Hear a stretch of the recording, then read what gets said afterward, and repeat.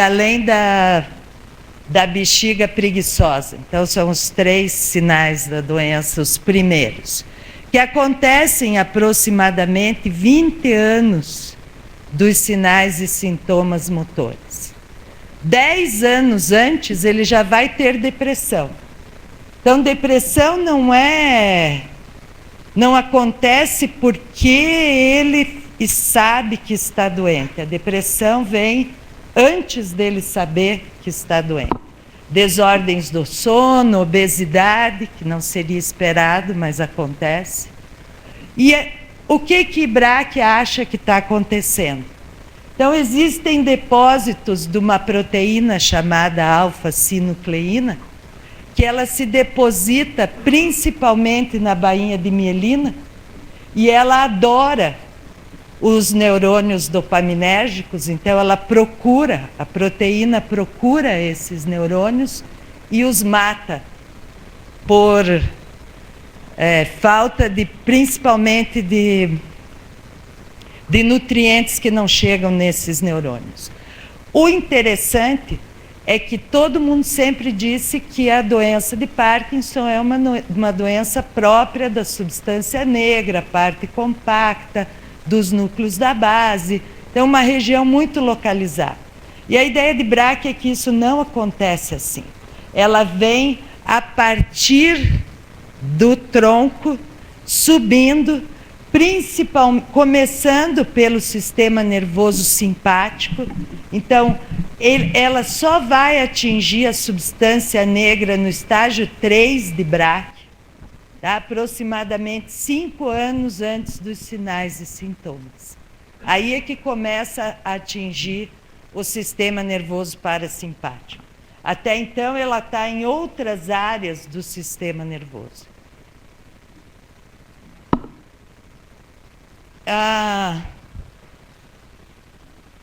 Como é que essa doença evolui? Quer dizer, qual é a taxa esperada de perda ao longo do tempo?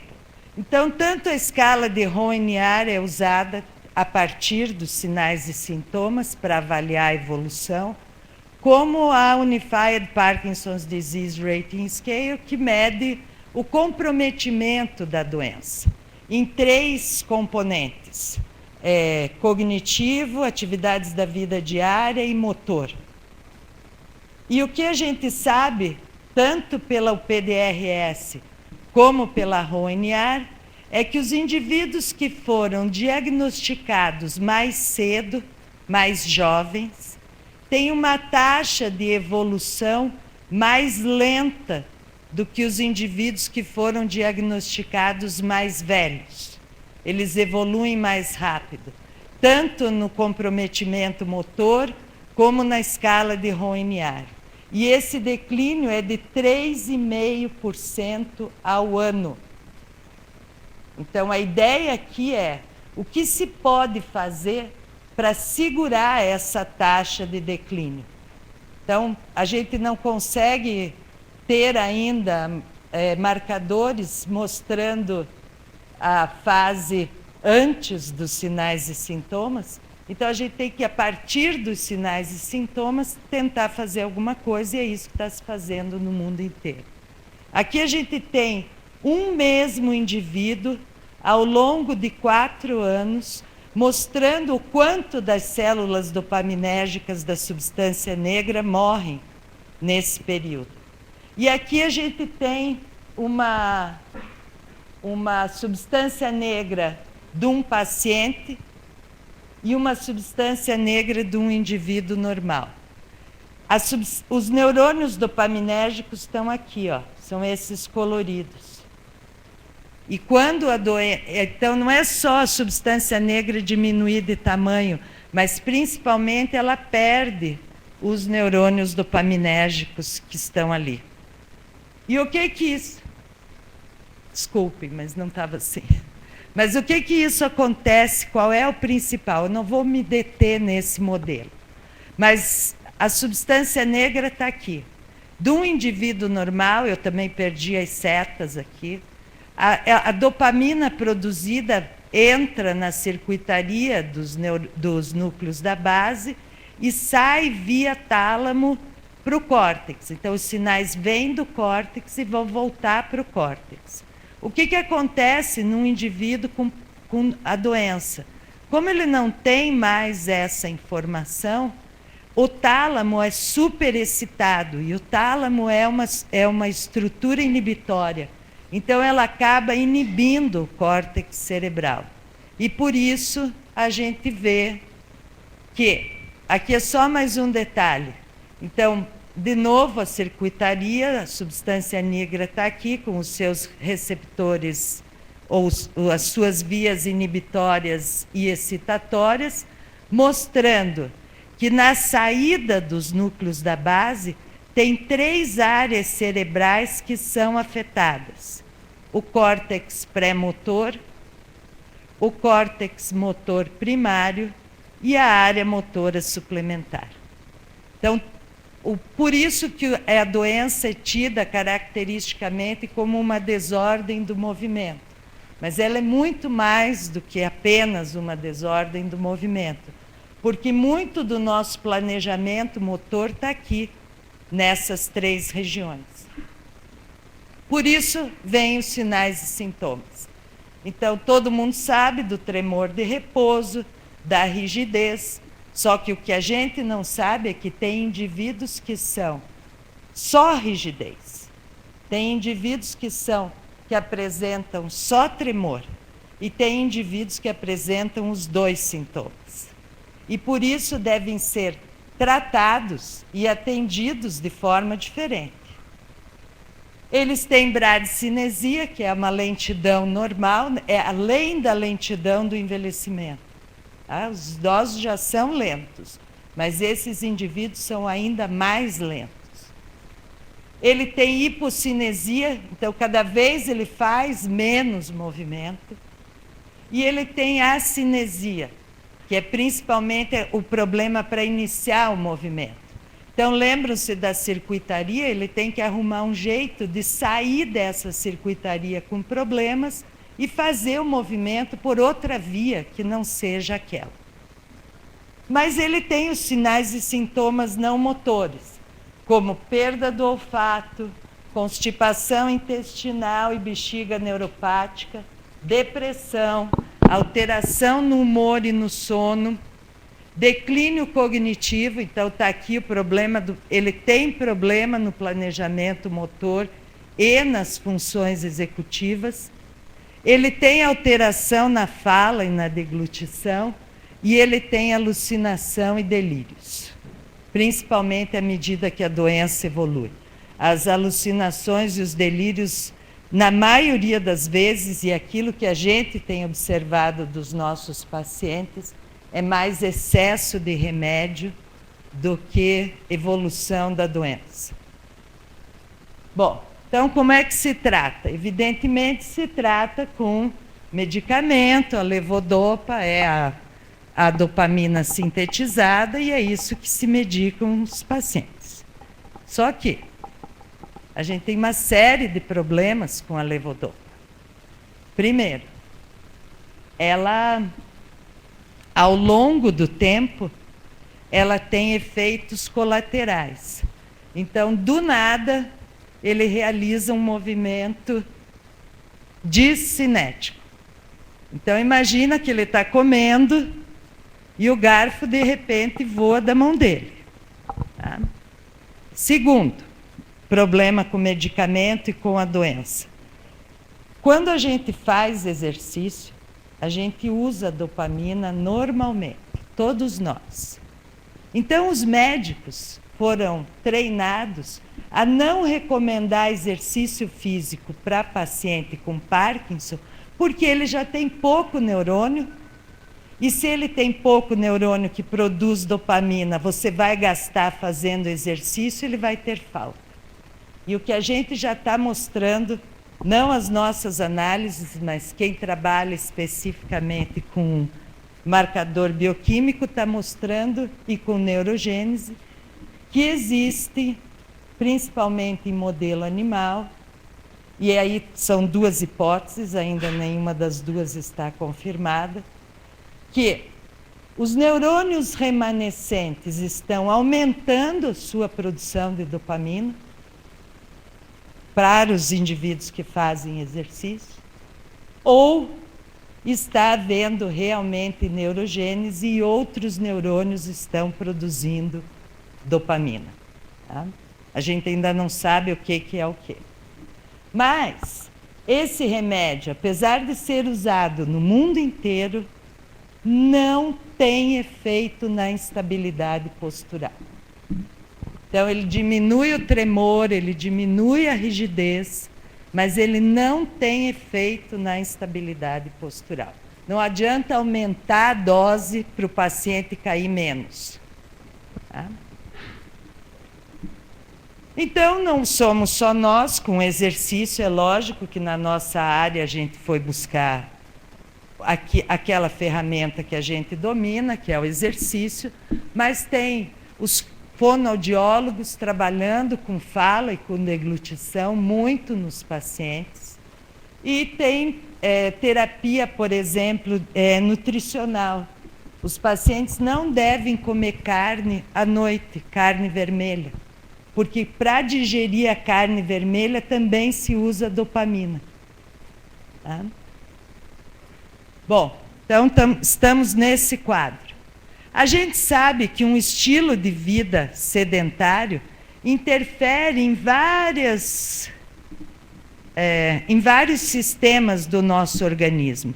E isso não seria diferente em relação aos sinais e sintomas motores e não motores. Como é que a gente sabe isso? O grupo do Dr. Shen são 2 trabalhos aqui com 5 anos de diferença, e o N bastante diferente, então eles vêm aumentando o N. E eles estão mostrando, nesses estudos longitudinais, que os indivíduos que se mantiveram ativos durante a meia-idade, digamos assim, principalmente se o exercício for moderado ou intenso, tem de 40% a 60% menos de chance de desenvolver a doença. Portanto, os sedentários de plantão comecem a se mexer. Tá? Porque senão vocês entram naquela estatística do 3,3%. Então, se aqui nós estamos em 100 pessoas, nós vamos ter pelo menos 3 que vão desenvolver a doença. Tá?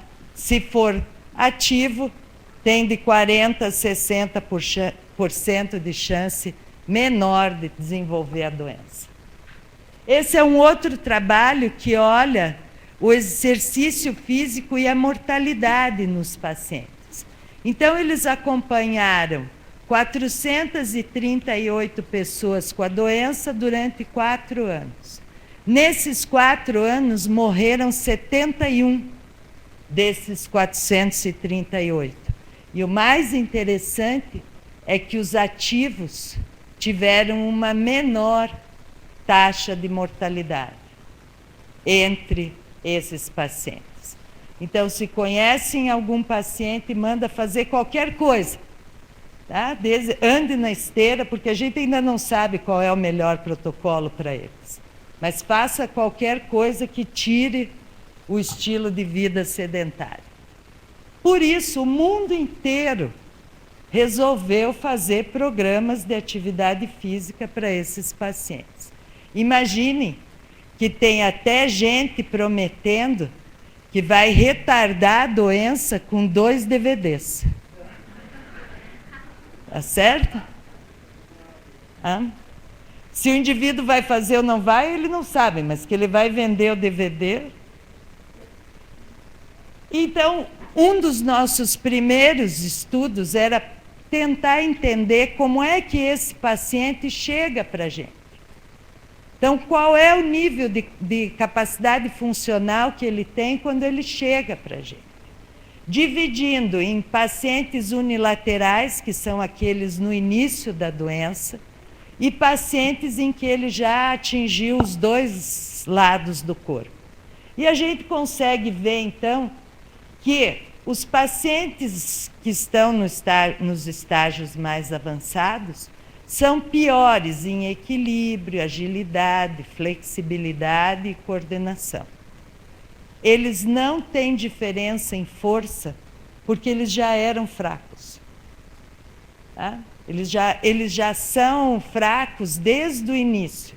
Esse é um campo que o pessoal da USP está investigando para ver a diferença, como é que ele responde a nível muscular com o exercício. E aí, lógico, estão fazendo treinamento resistido. Mas o que a gente sabe, por exemplo, em relação a quedas, 68% dos pacientes vão cair uma vez por ano. Desses 68%, 27% vão cair uma vez por mês. E desses 27, 15 vai cair uma vez por semana. É muita queda para essa população. Então, realmente, a gente tem que fazer alguma coisa em relação a isso. Tem gente tentando todas as formas possíveis e imagináveis de treinamento. Tem um grupo na Washington State, eu acho. Dr.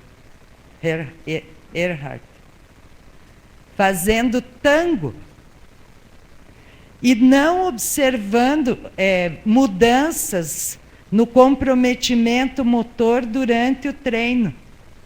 Então, aquele declínio de 3,5% não acontece para paciente que dança tango. Esse grupo aqui está tentando fazer efeito agudo do treino. Então, o que é o efeito agudo do treino? Eles põem o paciente na bicicleta e é passivo. A bicicleta vai pedalar. Ele não vai fazer nada, a não ser relaxar a musculatura e deixar a perna acompanhar o movimento da bicicleta. Aí eles foram medir as funções executivas naquela tarefa do tracking making test, ou qualquer coisa assim, que você une, na fase A, você une 1, 2, 3, 4, 5, e na fase B você une 1A, 2B, 3C e assim por diante. Tá? E foram observar o que acontecia. Então, aqui a gente tem os resultados, por exemplo, do tempo para completar a fase B. Ele ficou meia hora na bicicleta parado, gente. Ele não fez exercício. Tá? Ele consegue diminuir o tempo para completar a parte B do teste quase pela metade.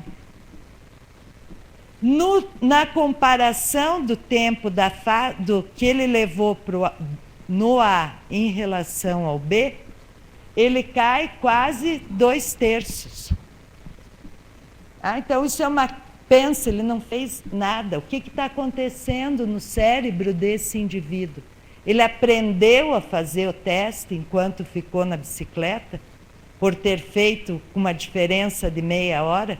Essa é uma hipótese, mas eu não creio que a diferença seria tão grande em situações só com meia hora de bicicleta. Tem que ter alguma coisa mais aí. O grupo da doutora Fischer distribuiu 30 pacientes nos estágios iniciais da doença em 3 tipos de treino: de alta intensidade, de baixa intensidade e o controle. O controle veio para uma palestra uma vez por semana. O grupo ativo, então, dos dois do nível de intensidade, veio 3 vezes por semana durante 8 semanas. O que eles descobriram? O que é o treino de alta intensidade? Caminhar na esteira com peso, com suporte de peso, e a frequência cardíaca acima de 75% da frequência cardíaca máxima. Enquanto os de baixa intensidade faziam exercícios fisioterápicos em que a frequência cardíaca não passasse de 50% da frequência cardíaca máxima. E o que eles observaram?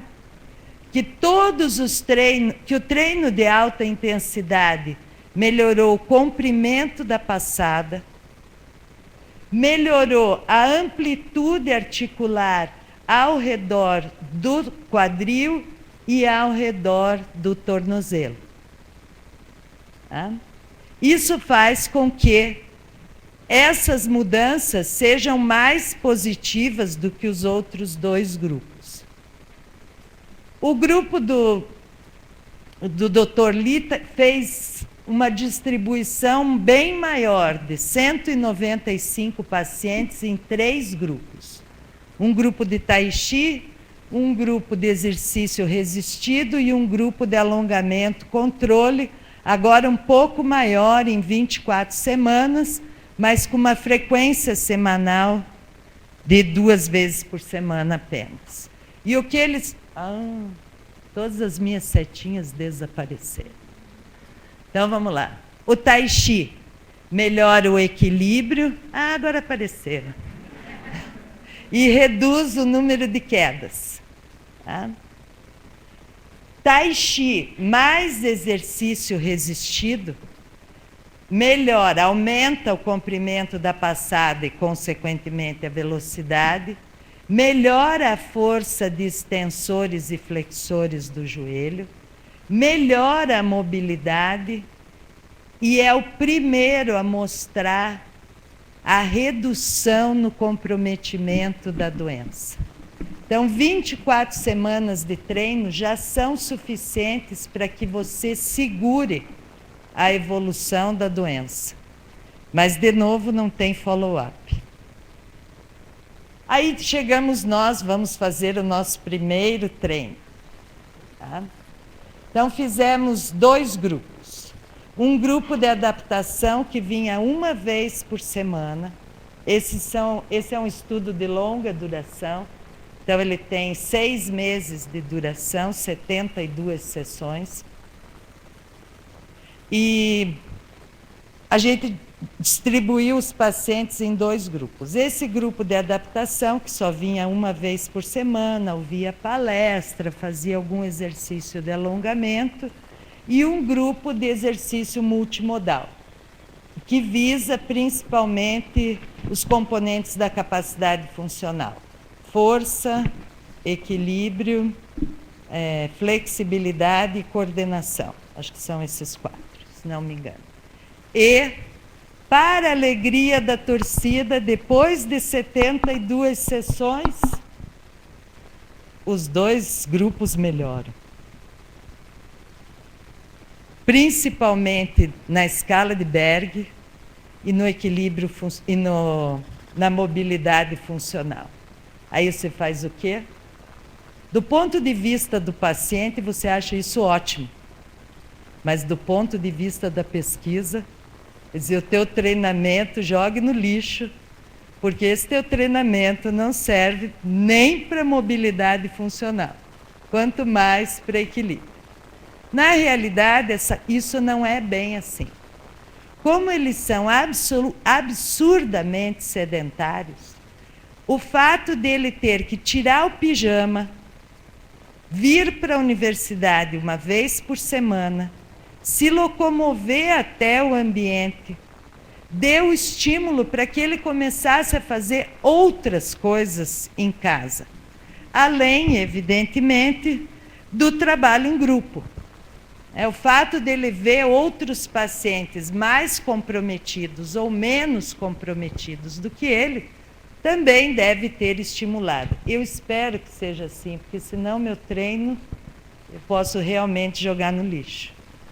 Em compensação, a gente vê o mesmo treino tendo resultados positivos na memória. Então, há diferença nas funções executivas entre quem fez só a adaptação e quem fez o multimodal.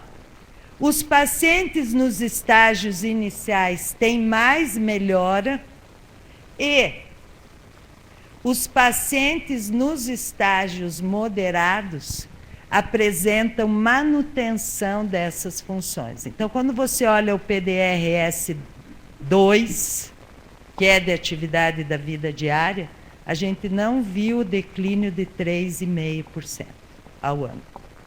Então, o treino não é tão ruim, gente.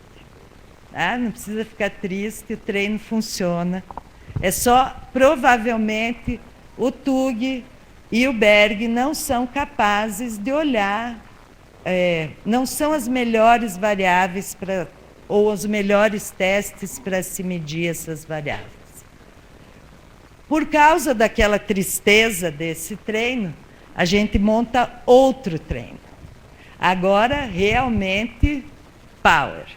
A gente achou que foi sutil demais com os pacientes, ou o treino não era tudo aquilo, então a gente tinha que puxar mais o treino para eles.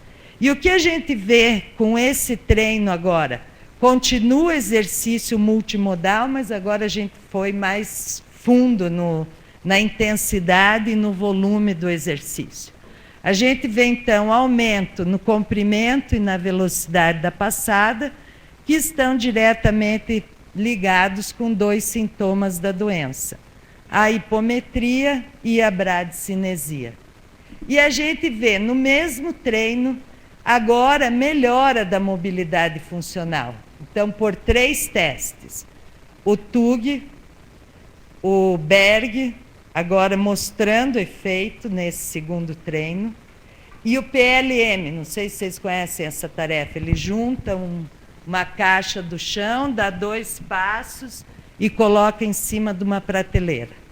E a gente vê, então, melhora nesses 3 testes, o que melhora a independência na realização das atividades da vida diária.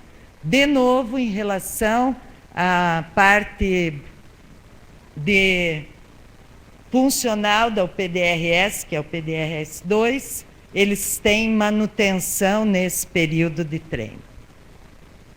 E eu podia parar de falar aqui, tá? Chamando vocês para o nosso evento do ano que vem. Mas eu não estou feliz, tá certo?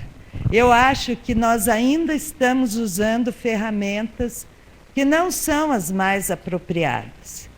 Por isso, a gente começou a trabalhar com tarefa dupla, para poder entender o que está acontecendo de mecanismo central nos pacientes, ainda sem treino. Tá? O que eu tenho de tarefa dupla, por enquanto, é sem treino. Então, a gente tem um grupo controle, um grupo de pacientes com Parkinson e um grupo de pacientes com Alzheimer. E daí é esperado, então, que exista uma diferença significativa em relação ao resultado do Mini-Mental, que faz o rastreio cognitivo com a piora, evidentemente, dos pacientes com Alzheimer. Mas já no baseline, a gente percebe uma diferença, principalmente aqui nos pacientes com Parkinson, em relação a quedas. Muito bem, lá vão os 3 grupos fazer tarefa dupla. Então, o que a gente tem... e no controle postural, nesse caso. Então, aqui a gente tem a área e aqui a gente tem a trajetória do centro de pressão. E, como era esperado, existe uma diferença de só ficar em pé e de contar regressivamente para trás, lógico, contar regressivamente a partir de 30. Como era esperado, por uma doença ser caracteristicamente motora, os pacientes com Parkinson, que são os cinza claro, teriam comportamento pior e variabilidade maior do que os pacientes com Alzheimer, que não têm característica motora acentuada. Entretanto, quando a gente olha o resultado da tarefa de contagem, não existe diferença entre Parkinson e Alzheimer. Os 2 grupos são diferentes do controle, mas não existe diferença entre Parkinson e Alzheimer. Tá? Não satisfeitos, esse artigo a gente está escrevendo agora, tá? Então é fresquinho para vocês. A gente fez.